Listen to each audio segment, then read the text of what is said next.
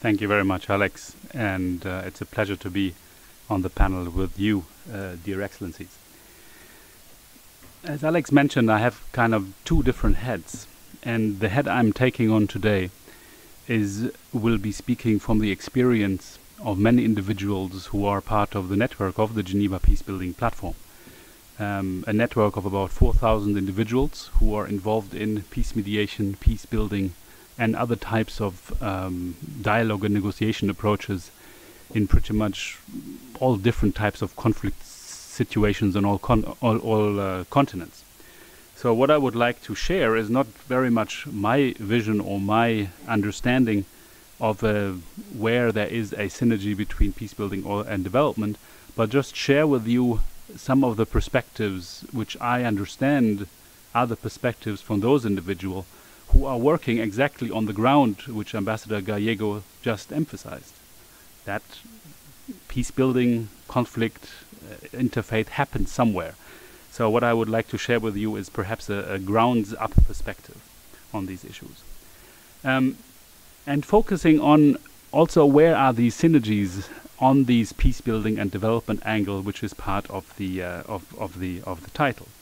So essentially I will focus on two elements of these synergies. First, that these synergies grow from a similar set of challenges. Many of those have already been mentioned here. And the other one is that they are building on a similar set of operational approaches. So when we are looking at the similar set of challenges that peace building and peace mediation or peace building actors on the ground face, many reflect the views that have been so adequately shared just a year and a half ago when Peter Maurer, the president of the ICRC, and the then Secretary General Ban Ki-moon had a joint press conference in Geneva, where Peter Maurer said, "We have reached a new era, and it is not a peaceful one." End of citation. What many individuals from the ground up and those involved in conflict situation, be that in cities, between rebel groups, between governmental forces, between all types of different armed forces, they perceive that conflict and conflict risk is increasing faster than the solutions to them. Now, we know that this is the result of a number of risk factors, from the effects of climate change, rapid urbanization, power shifts, the badly managed foreign direct investments, and a whole sorts of other issues that Ambassador Gallegos already alluded to. But one thing where development and peace-building practitioners are essentially have a common ground, that all of these effects are felt locally. So, on the one hand, perhaps from a developmental perspective, they affect the quality of life of people, and from a peace-building perspective, they increase conflict and the risk of conflict. Now, if this is the first trend that makes up the channels, that conflict and conflict risk is increasing faster than the solutions, then there is another trend that many actors on the ground are observing, which is the trend towards a non-state world. While in the United Nations, and particularly in the United Nations system, there is still a very heavy bias of state interaction. From the ground up, many individuals perceive that a lot of what happens de facto on the ground is not necessarily driven by states, but possibly by the absence of states. In the words of one business representative that I met, who is in fact running a multi-billion-dollar project in a country in Africa, he described this phenomenon as, yes, we have to comply to the laws of that countries, but we know that as soon as we leave the capital, another set of laws, regulation, and norms is taking over. So we have to do both. We have to comply to the local norms and the local rules and the localized norms, and of course respect the laws of the country. And I think this comment reflects, in one way or the other, that clash between the de jure and the de facto world that many practitioners in the peace building and peace mediation and conflict resolution world are facing. How they express it, very much in the way of the coexistence of state and other kind of power holders, and that very frequently there are very blurred lines between who is really a government official, who is a business person, who is civil society, and who is involved in all sorts of illicit activities. So in this murky environment reflects a lot of the operation ground of peace building and development actors, and those who act on the front lines in order to provide humanitarian assistance and increase the quality of life of people in the most dismal environments. Now, a most recent aspect that is part of this trend, this trend towards a non-state world, is the pushback. And this pushback is particularly felt by individuals who are perceiving this as an increasing trend toward authoritarianism. Now, both the trend towards the non-state world and the pushback to it has a similar effect as what we have said already earlier, which is that the effects are felt locally, which in the sense that they affect the quality of life and they increase the risk of conflict and the occurrence of conflict.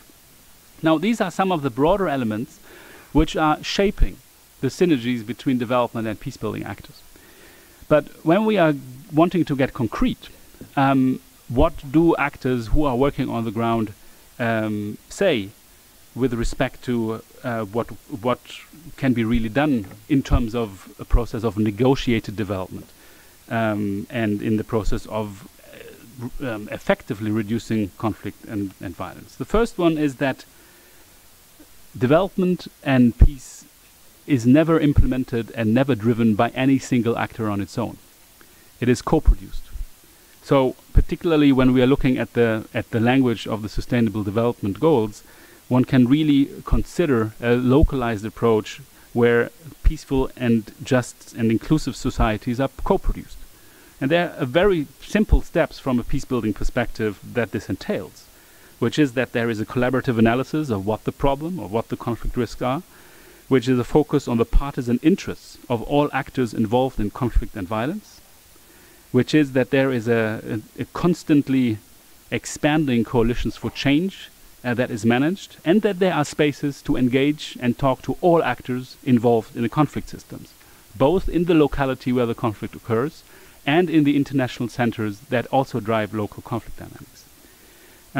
And this brings me to a point where, of course, a Geneva angle comes in here, which is we are blessed for those who work on peace and peace-building issues in Geneva, that this is possibly the only city in the world that has second or third degree channels of communication to any armed actor in the world, where through network connections you can assist a lot in reducing violence, in providing humanitarian dialogue and access, which are so important to provide the cornerstones for development in the aftermath of conflict, or also to improve the quality of life just a little bit in situations which are really dismal. Now, all of this comes to say that when there is an emphasis of localization, really having strategies that are place-based and context-specific, it does not mean that the only activity focus is on the local level, and that many peace-building actors are very aware of, where there are bigger power agendas and bigger commercial agendas that interplay into local conflicts, of course. But where there is perhaps, and I will close with this, a very fundamental opportunity to make that nexus expand from the peace-building and development angle also to include the faith aspect, is to emphasize the issue of transformation. Because both peace-building and development are essentially transformative processes. And a lot of international practice or analysis has always focused on the transformation of objective conditions. But where there is really a lot of opportunity here is to focus on the transformative capability and opportunity of individuals and groups, be they armed or non-armed. Because the boxing in of different groups in different categories and labels is very often a limitation for transformation. And faith-based orientations, faith-based ethic and mental models, particularly those, as was previously mentioned, that are emphasizing the non-violent efforts of relationship building between communities and individuals, are one of the few ethical and moral frames that can really help actors that have been involved in armed groups and also in government forces to transform into another state of being. So this is, I think, focusing on the transformative notion of getting armed actors and also those involved in the conflict situation into another state is something where there is a lot of prospect to promote the synergies between peace-building development and faith-based action. With these words I will close, and I thank again the organizers for having me, and I'm looking forward to next year already. Thank you.